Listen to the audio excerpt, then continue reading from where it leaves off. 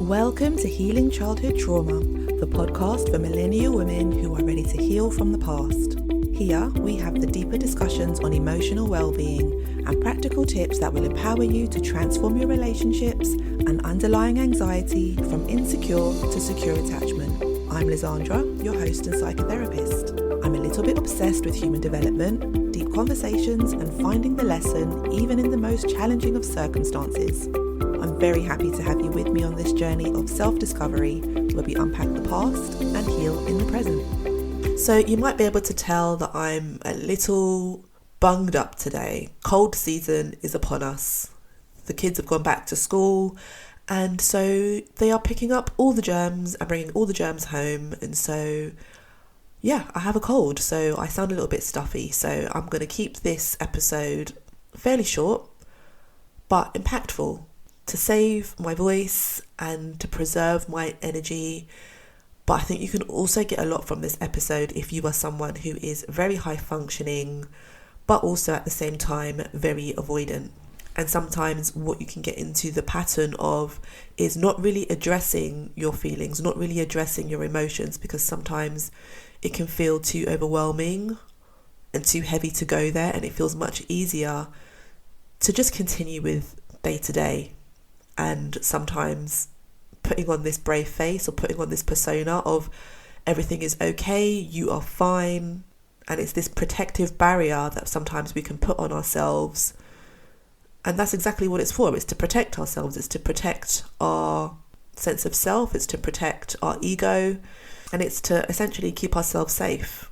In a very regular way, what it can look like is sometimes overworking, being very busy, doing all of the things and not allowing yourself to slow down. Because if you do slow down, then those emotions or those inner thoughts, those feelings that you try and suppress can sometimes come up. And so you keep yourself busy in order to keep your brain busy. Because if you slow down, those emotions will rise to the surface and that might be what you are trying to avoid. And so sometimes having this constant busyness helps with that. It helps to focus on other tasks or perhaps being over-involved in our friends' lives or in our families' lives in a way to actually avoid dealing with our own shit. And that's why very often women who look like they are very capable, very smart, they've got it all together, they look productive, and it's because they are doing all of the things to actually avoid doing some of the deeper work, which is very understandable because nobody wants to sit necessarily in the mess, right? It feels very, very uncomfortable. And sometimes in the short term, it can feel like that's the easier thing to do. It's easier to not address those emotions, to not address certain hurtful things from the past, because if we go there is also sometimes this underlying fear that, well, if I sit in the sadness, will I be able to pull myself out of it? Will I just sink into depression and not be able to function day to day? So sometimes that avoidance has a purpose. There's a reason why it's keeping us going in the way that it has. It's a reason why it's worked so well for us in the past. But something that I see is that although it might be something that helps you in the short term, long term, it doesn't really do you any benefit. It doesn't give you the outcome that you're hoping for, in that if you keep busy, if you avoid your feelings, then, and you're not thinking about it, then it can't impact you, it can't hurt you.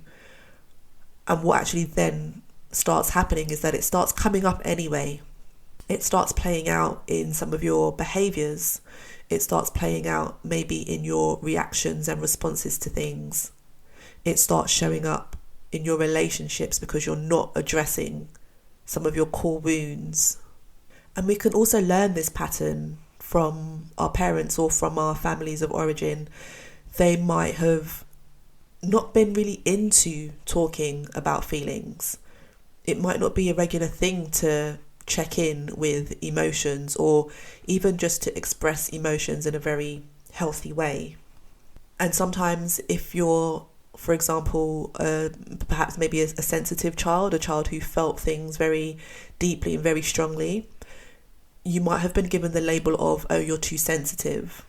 And quite often when you are given that label, it gives you that sense of, oh, okay, I have to minimize how I feel. I have to minimize my emotions because it's too much for people. I feel like I'm too much. And it's almost like expressing your emotions doesn't feel very safe. And it's perceived in a lot of cultures, in a lot of families, as if you are very sensitive and you do feel things deeply, or you express emotions, you express feelings, that it's a sign of weakness. It's such a toxic thing that can happen in families where dysfunction and emotional regulation isn't something that happens naturally. The parents have difficulty in being able to regulate their own emotions. They don't know how to deal with big emotions. They either overreact to things, or sometimes they underreact to things because they also haven't been modeled what it looks like to express emotions in a healthy and safe way. And so it's almost like that pattern repeating itself, and there being this core belief of emotions are weakness, or vulnerability means that there's something wrong with you. But actually, avoidance is the thing that actually reinforces toxic patterns or feelings of anxiety, depression, all of those things. They're not going anywhere. Just because we don't vocalize it or we don't talk about it, it doesn't actually mean that we're putting it nicely in a little box, and then that box is just sitting nicely, neatly packaged for whenever you feel like dealing with it.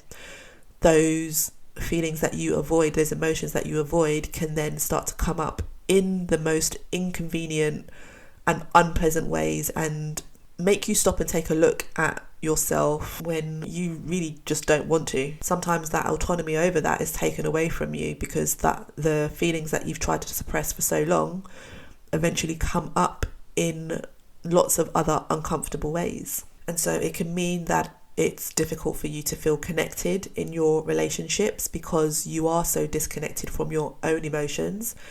That can also make it really difficult for you to be connected deeply in other relationships. If you're not connected with yourself, then it's almost like, well, how can you be connected with others? And you can end up feeling somewhat numb and disconnected from emotions, like not really being able to experience not only the negative emotions or what we perceive as negative emotions, like, sadness, regret, guilt, but it can also make it difficult to actually experience more positive emotions or happier emotions like joy.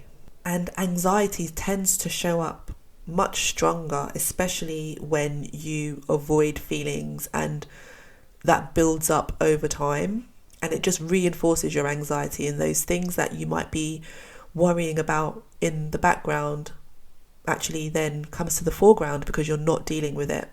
And avoidance is a huge part of what reinforces the pattern of anxiety. You might not think of yourself as someone who avoids emotions, but if you are someone who is constantly scrolling on your phone, like mindlessly scrolling, and you spend a lot of time like binge watching your favorite shows, feeling like it's hard to get up, get out of bed, start your day, or everything just feels like it's very heavy, like everything you do has to take so much effort, whereas before everything felt relatively easy, it just might be a sign that things have been building up for you that you've not been addressing. And a lot of the ways that we disconnect from ourselves and busy our brains takes us out of being in connection with our bodies. And so avoiding isn't always like this very dramatic thing. It's sometimes just being very like flat and being very muted in your emotions, like not feeling the same level of like joy or happiness that maybe you used to feel for certain things that you used to enjoy.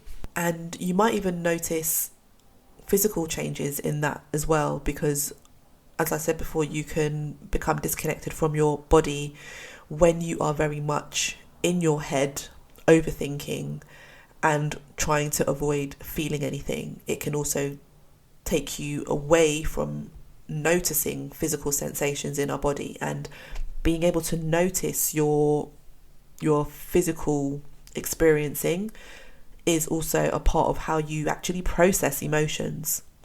So if you are disconnected from that, then you are also not processing your emotions.